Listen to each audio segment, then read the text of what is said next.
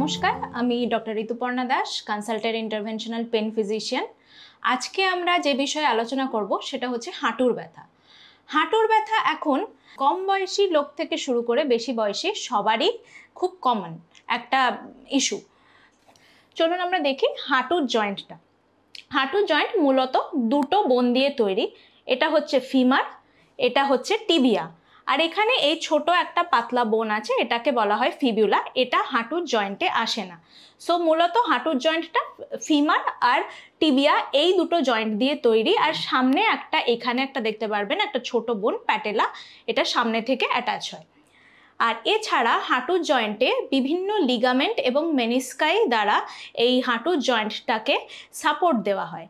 আর এই হাঁটুর জয়েন্টের মাঝখানে যেটা দেখতে পাচ্ছেন ফিমার আর টিবিয়ার মাঝে একটা অংশ, এটাকে বলা হয় কার্টিলেজ। এই কার্টিলেজের কাজ কি? এই কার্টিলেজ হচ্ছে এই দুটো হাড়ের মাঝখানে ঘর্ষণ, মানে এই হাঁটুর মুভমেন্ট যখন হয় তখন এই ঘর্ষণটাকে এটা আটকায়। আর এছাড়াও বডির ন্যাচারাল প্রসেসে একটা ফ্লুইড তৈরি হয় যেটাকে বলা হয় সাইনোভিয়াল ফ্লুইড, যেটা হচ্ছে এই হাঁটুর জয়েন্টটাকে লুব্রিকেশন করে। তো হাঁটুর ব্যথা কি কি কারণে হতে পারে? হাঁটুর ব্যথা মূলত আমরা যদি ডিভাইড করি, ট্রমাটিক হতে পারে বা এট্রমাটিক। ট্রমাটিক মানে কোনো আঘাত বা চোট লাগলে তো সেটাকে আমরা ট্রমাটিক বলি, আর কোনো আঘাত বা চোট ছাড়াই যদি আস্তে আস্তে ব্যথাটা শুরু হয় তখন সেটা এট্রমাটিক। তো ট্রমাটিক কি কারণে হতে পারে? কোনো অ্যাক্সিডেন্ট বা কিছু হলো, ধরুন কোনো বোন ফ্র্যাকচার হলো, ভেঙে গেল, বা হাঁটুর জয়েন্টটা ডিসপ্লেসমেন্ট হয়ে গেল, সেই রকম যদি হয় তখন আমাদের অপশন হলো সার্জারি। আর ধরুন যদি বোন ফ্র্যাকচার হলো না কিন্তু কোনো লিগামেন্ট, কোনো মেনিস্কাই, মানে বিভিন্ন যে লিগামেন্ট মেনিস্কাই দ্বারা এই হাঁটুর জয়েন্ট সাপোর্ট করা আছে, সেই সাপোর্টের কোনো অংশ যদি ছিঁড়ে গেল, টিয়ার বা রাপচার হলো, তখন আমরা কি করতে পারি? তখন সেই জিনিসগুলো আমরা উইদাউট সার্জারি অবশ্যই ট্রিটমেন্ট করতে পারি। তার কি অপশন? তার অপশন হলো পিআরপি। পিআরপি অর্থাৎ প্লেটলেট রিচ প্লাজমা। আমি এই ব্যাপারে আরও ডিটেলসে আসব। এবার চলে আসি আমি এট্রমাটিক কজ। এট্রমাটিক কজ কি কি হতে পারে? এট্রমাটিক কজে আপনার কোন বয়সে শুরু হচ্ছে সেটা দেখতে হবে। মূলত বেশি বয়স্ক যারা, ধরুন মোর দ্যান 50 ইয়ার্স, তাদের আমরা মোস্ট কমন কজ বলে থাকি অস্টিওআর্থ্রাইটিস। অস্টিওআর্থ্রাইটিস কি জিনিস? অস্টিওআর্থ্রাইটিস হচ্ছে একটি ক্ষয়জনিত রোগ, যেখানে আমরা অনেক সময় ভুলবশত বলে থাকি যে এই হাড়ে ক্ষয় হচ্ছে, কিন্তু না, হাড়ে ক্ষয় হয় না।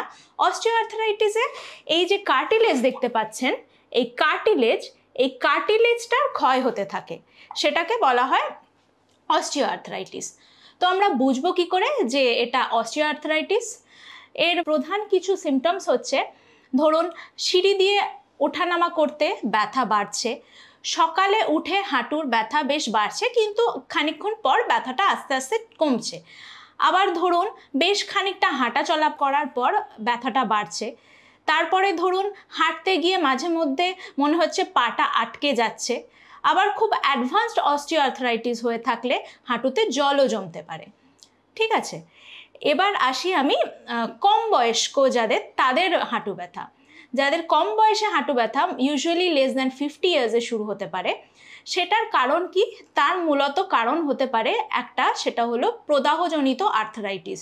যেমন ধরুন রিউমাটয়েড আর্থ্রাইটিস, স্পন্ডাইলো আর্থ্রাইটিস, এই সব ধরনের আর্থ্রাইটিস যাদের থাকে তাদের হাঁটুতে অস্টিওআর্থ্রাইটিস চেঞ্জ অনেক তাড়াতাড়ি হয়। তাতে আমরা কি করে বুঝবো যে ওনাদের প্রদাহজনিত আর্থ্রাইটিস আছে? সেটা হলো হাঁটু আপনার সকালবেলা উঠে বেশ ব্যথা থাকবে এবং ব্যথাটা বেশ অনেকক্ষণ থাকবে, মানে খানিকক্ষণ হাঁটা চলা করার পরও হাঁটুতে ব্যথাটা বেশ খানিকক্ষণ থাকবে। ইভেন হাঁটুর জয়েন্টটা বেশ স্টিফ লাগবে, সকালবেলা যখন পাটা প্রথম ফেলছেন বেশ হাঁটু জয়েন্টটা স্টিফনেস মনে হবে। এছাড়া হাঁটু ফুলে যেতে পারে, লাল হতে পারে, এমনকি জলও জমতে পারে। এই সব জিনিস থাকলে আমরা এটাকে মূলত প্রদাহজনিত আর্থ্রাইটিস, মানে রিউমাটয়েড আর্থ্রাইটিস বা স্পন্ডাইলো আর্থ্রাইটিস আছে কিনা আমরা দেখব। এবার অস্টিওআর্থ্রাইটিস আমরা কিভাবে বুঝবো যে কোন স্টেজ? ইউজুয়ালি অস্টিওআর্থ্রাইটিস আমরা গ্রেডিং করি এক্সরে দেখে। এটার মূলত 4টে গ্রেড হয়, grade 1, grade 2, grade 3, grade 4। Grade 1-এ হচ্ছে কার্টিলেজ সবে মাত্র ক্ষয় হওয়া শুরু হয়েছে। গ্রেড 2, 3-তে কার্টিলেজ বেশ অনেকটাই ক্ষয় হয়ে গেছে। আর গ্রেড 4 মানে কার্টিলেজ একদমই নেই, পুরোটাই ক্ষয়ে গেছে, হাড়ে হাড়ে ঘর্ষণ লাগছে। তো এর ট্রিটমেন্ট কি হতে পারে? গ্রেড 1-এর ট্রিটমেন্ট আমরা মূলত বলে থাকি লাইফস্টাইল মডিফিকেশন। লাইফস্টাইল মডিফিকেশনের মধ্যে কি আসে? ধরুন যাদের ওজন বেশ বেশি, তাদের ওজন কমাতে হবে, সেটা ডায়েটের মাধ্যমে হোক বা এক্সারসাইজের মাধ্যমে হোক। আমরা বলি যে কমসে কম অ্যাটলিস্ট দিনে খানিকক্ষণ হাঁটা উচিত। হ্যাঁ জানি অস্টিওআর্থ্রাইটিস থাকলে হাঁটাটা খুব ডিফিকাল্ট হয়ে যায়, কিন্তু আপনাকে স্লোলি হাঁটাটা স্টার্ট করতে হবে। প্রথমে 5 মিনিট, তারপরে 10 মিনিট, এভাবে আস্তে আস্তে বাড়াতে দিনে দু বেলায় আধ ঘন্টা করে হাঁটাটা অভ্যাস রাখতে হবে। এটা গেল আমাদের গ্রেড 1 অস্টিওআর্থ্রাইটিস। এবার আমি আসি গ্রেড 2 বা গ্রেড 3 অস্টিওআর্থ্রাইটিস। গ্রেড 2, গ্রেড 3-তে কি হচ্ছে? আমার কার্টিলেজটা বেশ খানিকটা ক্ষয়ে গেছে। তো এখানে আমার ট্রিটমেন্ট কি? আমার ট্রিটমেন্ট এখানে হলো রিজেনারেশন থেরাপি বা প্লেটলেট রিচ প্লাজমা। আমি আগেও বলেছি যে কোনো টেন্ডন, লিগামেন্ট রাপচার হলেও আমরা regeneration therapy, that is PRP মানে প্লেটলেট রিচ প্লাজমা আমরা ব্যবহার করে থাকি। তো এই প্লেটলেট রিচ প্লাজমা জিনিসটা কি? আমাদের শরীরে ব্লাডে যেমন লোহিত কণিকা, শ্বেত কণিকা আছে, সেরকমই একটা কম্পোনেন্ট হচ্ছে প্লেটলেট, যেটা আমাদের ধরুন কোনো কেটে গেল বা কিছু হলো, সেখানে ওই প্লেটলেট গিয়ে আমাদের ওই জায়গাটা হিল করতে সাহায্য করে। প্লেটলেট থেকে কিছু গ্রোথ ফ্যাক্টর বেরিয়ে সেই গ্রোথ ফ্যাক্টর ওই যে জায়গাটা ক্ষয় হচ্ছে সেই জায়গাটায় গিয়ে হিলিং প্রসেসে হেল্প করে।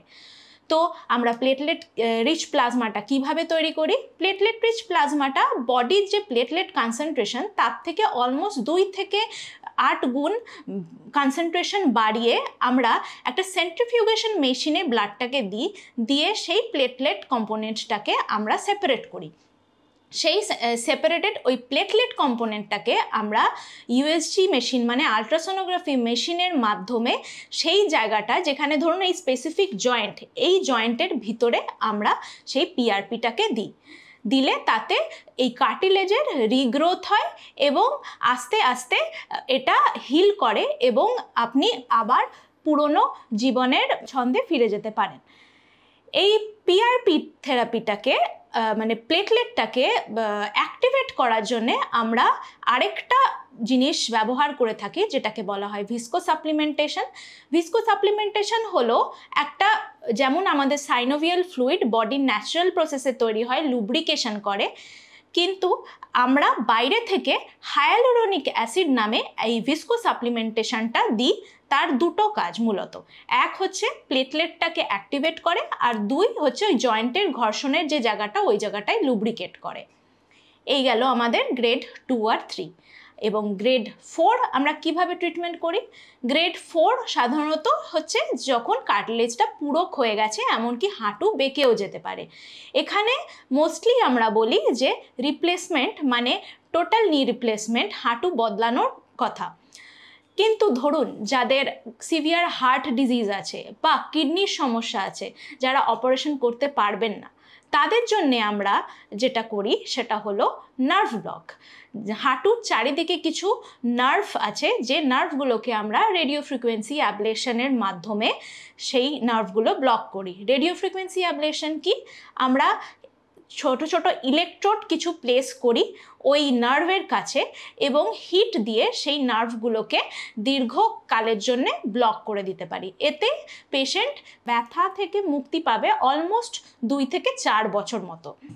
তো এইভাবেই আমরা দেখতে পাচ্ছি যে হাঁটুর ব্যথা সার্জারি না করেও বিভিন্ন মাধ্যমে আমরা চিকিৎসা করতে পারি এবং বলা যেতে পারে প্রায় অলমোস্ট সব টাইপেরই হাঁটুর ব্যথা আমরা বিনা সার্জারিতে আমরা সারিয়ে তুলতে পারি।